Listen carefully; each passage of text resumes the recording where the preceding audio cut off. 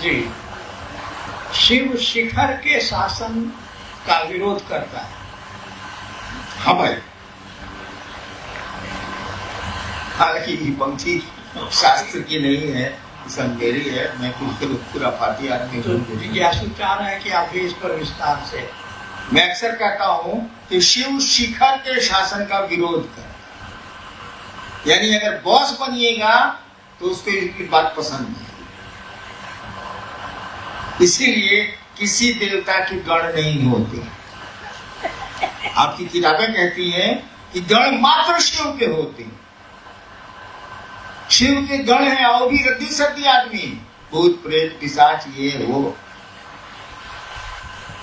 और मैं कहता हूं कि शिव के गण आसमान में ही नहीं, धरती पर भी होते हैं भाई साहब। सही बोलता हूं। किसी देवता के गण का नाम आपने नहीं सुना, होते ही नहीं। कहेंगे वहां तो है कि तुम स्वामी हम दासा, प्रभु जी तुम चंदन हम पानी। वहां तो दास भाव है कि सरकार जे छिए इनसे अपने छिए। शिव के साथ ऐसा नहीं है। शिव कहते हैं कि तुम मुझको देवता समझते हो, मैं तुमको मित्र समझता हूं। इसीलिए जो गण हैं वो शिव के लोग हैं। वो प्रजातंत्र में विश्वास करता है, वो डेमोक्रेसी में विश्वास करता है, वो गणों के बीच रहता है। इसलिए मैं कहता हूं कि शिव शिखर के शासन का विरोध करता है। वो जनता का आदमी है, गणों का आदमी है। सारे काम उसके गण करते हैं, वो तो कुछ करता ही नहीं है। उसकी शक्तियां करती हैं, उसके गण करते हैं, वो तो कुछ करता ही नहीं, बैठा रहता है। वो अपने लोगों पर भरोसा करता है। उसकी दुनिया उसके लोगों से चलती है। इसीलिए कहा गया शिव के गण होते हैं, और किसी देवता के बारे में कुछ कहा ही नहीं गया। गण होते ही नहीं, दास होते हैं। शास्त्र भी बोलते हैं, शिव के बारे में बोलते हैं प्रभुम, आप प्रभु हैं। ईश्वर तो है, ईशम, ईश कहते हैं कंट्रोलर को, जो कंट्रोल करता है। इसी से बड़ा ईश्वर, ईश का मानी जो कंट्रोल करता है। अब कंट्रोल किए हुए है, वायदा नहीं भागने लगा। प्रभुम ईशम गुणहीनम, गुण कहते हैं बंधन को। गुणहीनम, हमारे पास कोई गुण नहीं है, कोई बंधन ही नहीं, सब बंधन मुक्त है। ईश्वर है ही तो बंधन मुक्त तो है। गुणहीनम, उलट दिया अशेष गुण, कारण कोई गुण तुम में नहीं है। और गुण गिराएगा तो सारा खत्म नहीं होता।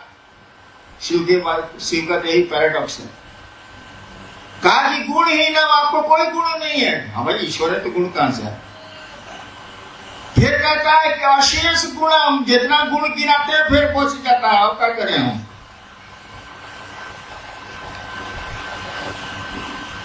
कहता है कि सुनिए, आप इतना कड़ा फोकस रखिएगा तो आपसे मोहब्बत कौन करेगा? इतना कड़ा फोकस है आपका, बाप रे बाप। ईश है, प्रभुम है, गुणहीन है, अशेष गुणम है, तो हम लोग अकेले नहीं काम कर रहा। आपको धरेगा कौन? कि प्यार तो सब बराबर पर होता है, इतना अप डाउन में कैसे होगा? कहा जाता है बाघ का बच्चा बाघ से नहीं डरता। शिव अपने गणों से जाने जाते हैं, इसीलिए उनके गण उनसे नहीं डरते। और शास्त्र कहते हैं लास्ट में, गणाभरणम, हे शिव आपके आभूषण ही है, आपके गण, आपके लोग। आप उन्हीं आभूषणों से शोभा पाते हैं। आभूषण का नाम गणाभरणम, गण आपके आभूषण है, उसके बिना तो आप शोभा ही नहीं पाते। यानी शिव लोगों में जीता। शिव के नाम पर नाली का सांप भी पूजा जाता है शिव मंदिरों में। वो लोगों के बीच जीता है, गणों के बीच रहता है। गण माने आदमी, गणतंत्र से बना है, लोगों के बीच में रहता है। और तब मैंने कहा शिव शिखर के शासन का विरोध। जब भी बॉस बनिएगा अपने को ऊपर ले जाइएगा, शिव की नजर में खटकेगा, क्योंकि वो तो जनता का है। वो तो जितने नीचे के लोग हैं उनका, नीचे के लोग माने लोग सबका, उनका आदमी है।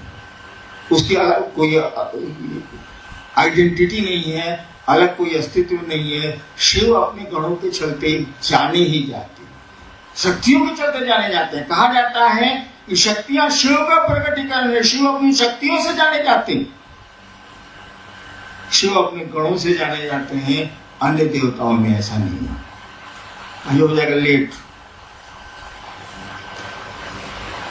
आइए महादेव का काम करें हम लोग।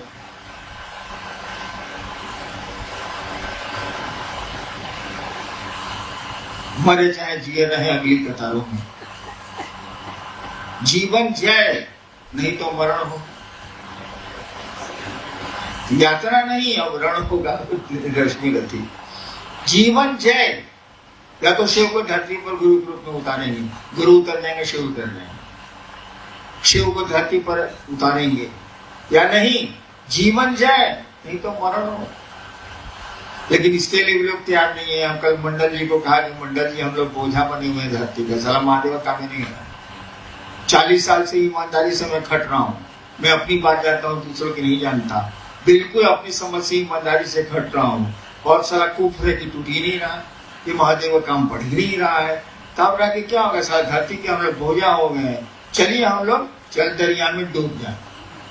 मंडल जी को कहा, मंडल जी के भाव से मुझको लगा कि नहीं सर आपको डूबना है डूबिए, हमको रहने दीजिए, आप सबको बुलाओ। हाँ नहीं तैयार हुए पढ़ने के लिए,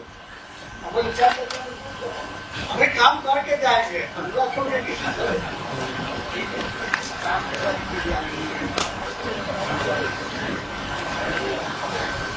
वे मैं तो ठीक हूँ।